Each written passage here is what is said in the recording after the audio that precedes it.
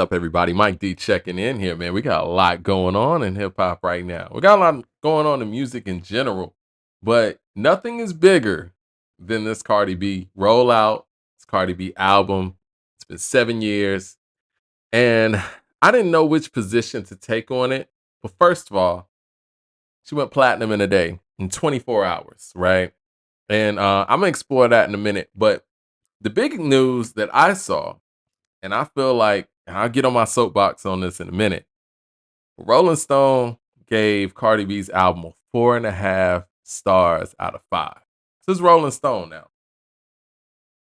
You can look at their past reviews and and see how they rate. They rate pretty difficult. They don't rate really easy. And for this to be, I guess in hip hop terms, 4.5 mics out of 5, I wanted to read the review. You know what I'm saying? Like I really did. And I was like, there's no better way than reading this review other than doing it in front of the people too, because I think you guys need to hear and see this as well. So here it is. Rolling Stone's album review, Cardi B's new album, Am I the Drama? 4.5 mics. Let's call it that. 4.5 stars. The title, Cardi B is back and out for blood on Am I the Drama. We've waited 7 long years for the rap queen's second album, and she does not disappoint. Rob Sheffield with this review and call her the queen of rap. You know, some people might have a problem with that.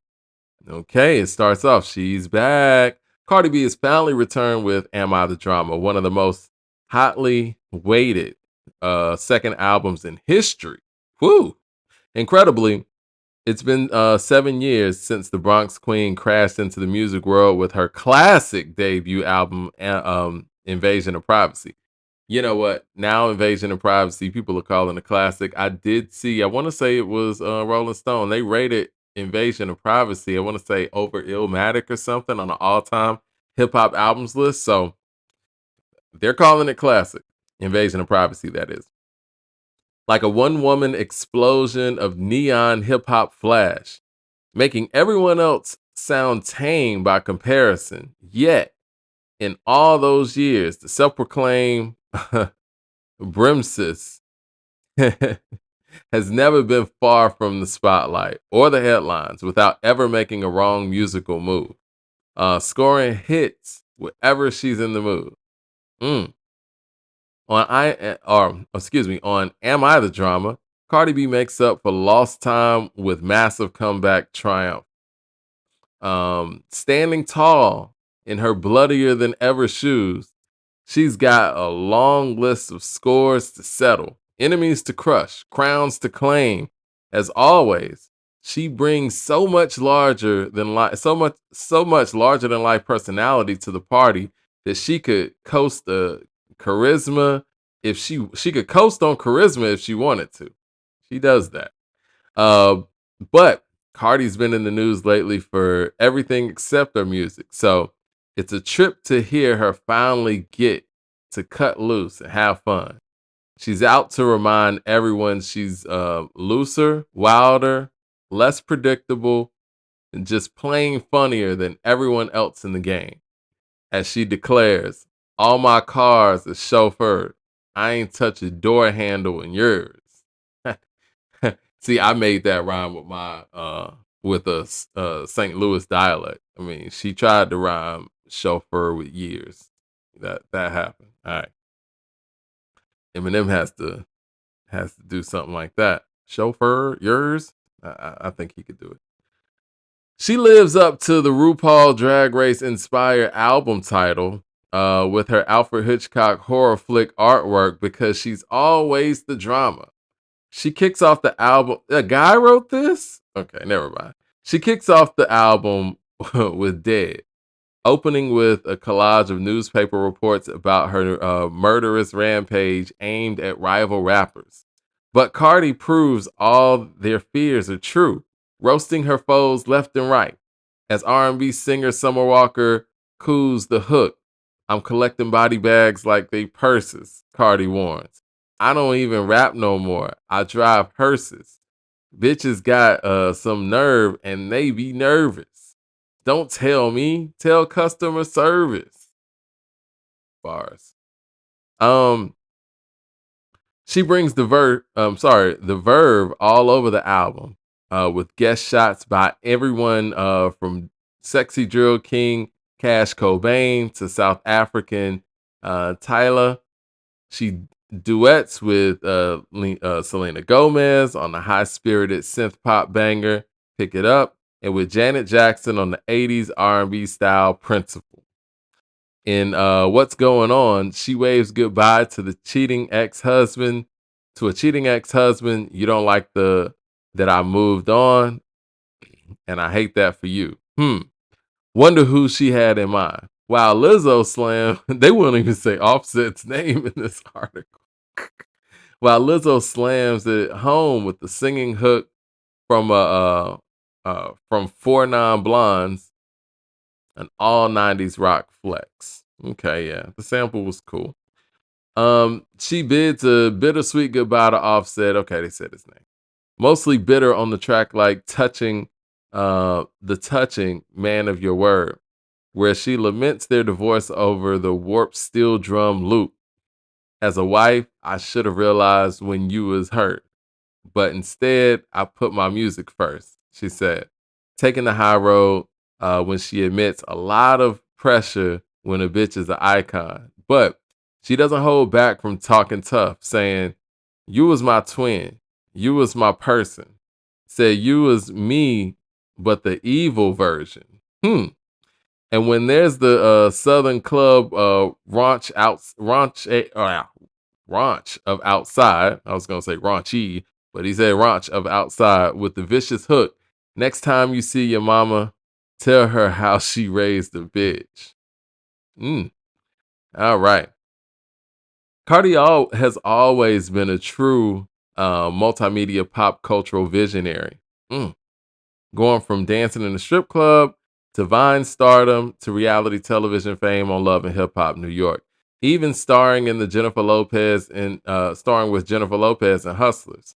She might have assumed at you might have assumed some might have assumed at first that this woman was just an influencer dabbing in the rap. Well, I mean that's what she said herself. She was dabbling into rap. She said that her manager told her, "Look, you should rap." She's like, "Okay, I'll give it a shot." But make no mistake, music has always been where her heart is. And one of her most underrated strengths has been her wide range of sonic imagination. Okay, I'm gonna get to the rest of what he's saying here. And yeah, I did observe that from the album. The album it connects with damn near any genre you can think of that is going on right now. It could fit on probably multiple playlists from, with the Afro beats influence, the pop style thing, the trap style thing, and even a '90s hip hop thing with the imaginary players or whatever. But it's a little different when these songs are kind of handed to you as a rapper and you're not writing these things and you're not coming up with these concepts with you and your producer or whatever. So I get that, but it's hard to because when I think of those things, I think of somebody like and I hate to go all the way back, but you think of what Wyclef did with Carnival, right? Like all of that was in his head. And he was coming with a whole bunch of, you know, like he said here, wide range sonic imagination. And it was all organic from him and his musicality and what he was bringing to the table as a musician, as a writer, as an MC, as a singer, and all of those things. And I think it muddies the waters when you count what Cardi B's direction was on a project like this in that similar vein, especially Rolling Stone saying this, right? This is somebody who's been given records. And I'm not saying that, that's a quote unquote bad thing. That's what it is for music. And you're always going to get that music and you're going to get that in your speaker. And this person's giving you a complete project. But to give her the artistic um, props for that, for lack of a better term, I think is a little bit, it's a little overzealous there. You know what I'm saying? Like I like Cardi B as a personality, but musically, I don't view Cardi B in a lane of a Lauryn Hill or a Wyclef or something, somebody who could pull off all of these organics on talent, you know? Anyway, on Invasion, she slides from the 1960s Bronx Boogaloo, I like it, and to a 90s Dirty South bounce, Bickenhead. Um, well, really, that's early 2000. That's a Project Pat remake from Mr. Don't Play, Chicken Head. Anyway, to a 1950s doo-wop through your phone, dabbling into all of these different styles, yet claiming them as her own. These are kind of covers, though. It's not really dabbling when you're just kind of covering things that already existed and already worked. She brings all of the ammunition to Am I the Drama? Whatever style she tries on, she comes out of the dressing room, strutting out the door and wearing it home. Bodega Baddie is a high speed hype of space salsa with Cardi saying, I'm like Selena, you can tell by my demeanor. Then throw it into a punchline. What is it? Demas Gasolina? Dama Gasolina. She ends the album with two of her biggest hits, WAP with Megan Thee Stallion and Up, both over 4 years old. Yet neither one sounds dated because everyone else has spent the past 4 years imitating them. I think neither one sounds dated because not a lot has changed sonically over the past 5 years, to be perfectly honest. I mean, we talk about it all the time how in previous eras, hip hop would change its sound every 2 to 3 years, where you could really identify when and where something came out. I don't feel like sonically things have changed too much over the past 10 years. That's why it might not sound quote unquote dated. Does Astro World sound dated? That was 2018. You know what I mean? Anyway, let's face it. We love Cardi when she's happy, but we worship her when she's mad and when she's out for blood on this album. Her beef with B.I. seems to take a nasty turn on Pretty and Petty as she taunts, I'm Cardi B, shorty. Who you want to be, shorty? You from Boston? Let's have a little tea party.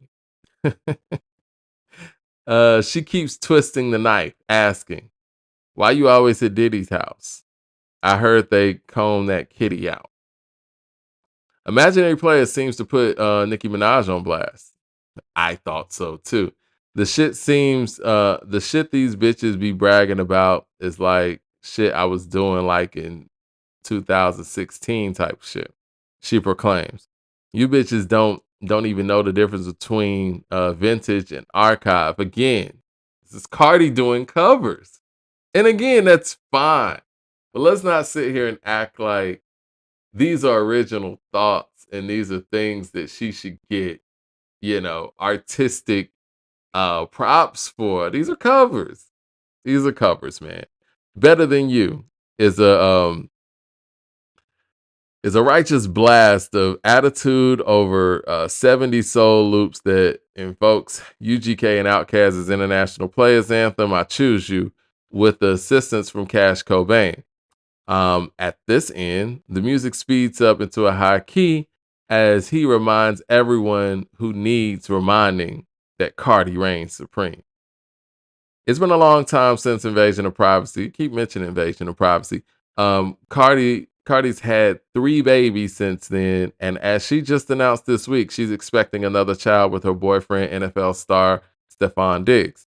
She pays tribute to him over the album in a tenderly romantic R&B love jam, the Nice Guy with Tyler, and On My Back with what is it, Lordeez.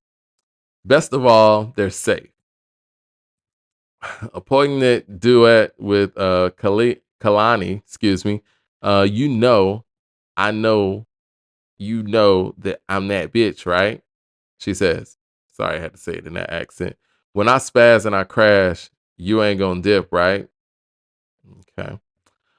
But whether she's celebrating domestic bliss or leaving heel prints on her rivals, she's never dull. Cardi just doesn't know how. She just, I was about to go off on my own tangent. She's got all the mega pop vision of her idol Madonna. First time I've ever heard that. Ah, if it was up to me, I would do songs like Erotica because that's what I like. She told Rolling Stone last year. "Oh, okay. I like Madonna's Erotica. Justify My Love. If I was on that level that Beyonce's at, I would do songs like that." Now she's telling Beyonce what to do. I'm joking. The world has been eager for this album to the point where Young Thug pushes his new UI Scuddy a week out of mutual respect, saying that it's the ladies' day. I don't know if that's the only reason, but the fact is, long before the camera and the music biz and the whole world fell in love with her, she's already spent her whole life getting knocked down 9 times and getting up 10. Nothing ever holds her back. I Am the Drama is fitting. Is the fitting grand return for the queen who never left her throne. Whew. Okay. Highly praised. Um. Oh man, they didn't really say too much. I mean, they said it was a lot of, as you guys say, glazing of Cardi and what she's been able to do over the duration of her career, as opposed to really focusing on the album and why it would get such a high rating, a high mark. Is it a good follow up? Sure. I think this is one of those all hands on deck situations. And I do respect what Cardi's doing as far as going out there and making the physical purchases of the album important. I respect that. I think that's great. I think that's something that's been missing in the game. I think that's something that is definitely needed. Um, I think that we need her to go out here and do that for the music business in itself. And I love the fact that she's touching the fans and she's going out here on a true promo tour. I mean, I love the rollout that we're getting from her and clips that we got this year. It's very important, very necessary, very much needed, right? Um, Hold on one second. Very much needed. And I think that it's a great initiative. This is something that I can see some of the superstars doing moving forward. So with that being said though, the way that they're harping on physical units on this album, I do believe that everyone in the music industry benefits from this album being a success. And Cardi's doing the work. I'll give Cardi that. She's out here doing the work from, not only just doing traditional terrestrial media, but she's just going out there touching the fans and, meeting the fans at the record shops and doing the pictures and doing the autographs. I think that's cool. That's a throwback to when, music mattered and when people are gonna hold this album close for their whole life for the most part because this is the time that they were able to meet Cardi. And this is when they were able to, connect with the artist that was making the music. I think we need more of that. And I love the fact that she's doing that. And hopefully this is something that artists are going to be doing moving forward. But I do believe also with this massive media push and with everything being um so detrimental to the industry at large. I do think that, some of our major media publications aren't going to be able to be objective when it comes to reviewing an album like this. And I do believe that this was 4.5 because they couldn't critique the album. I mean, you're telling me from a reviewing standpoint, you listen to this album from front to back and you have no critiques, everything's positive, and everything you're saying is basically, we love Cardi. I love Cardi and this and that. I will say this, and I might not be the right person to review an album like this, but I do think that, you know, it I don't want to say it's all over the place. It's diverse and it has something for everybody, but to the point where it can be redundant in her message. Even some of the quotes that they were coming across, like, there's some redundancies there, and that's fine. But I want to hear what you guys have to say about that. Hit like, subscribe. I want to hear in the comment section what you got to say about this album and what you got to say about this review. Maybe I'm tripping.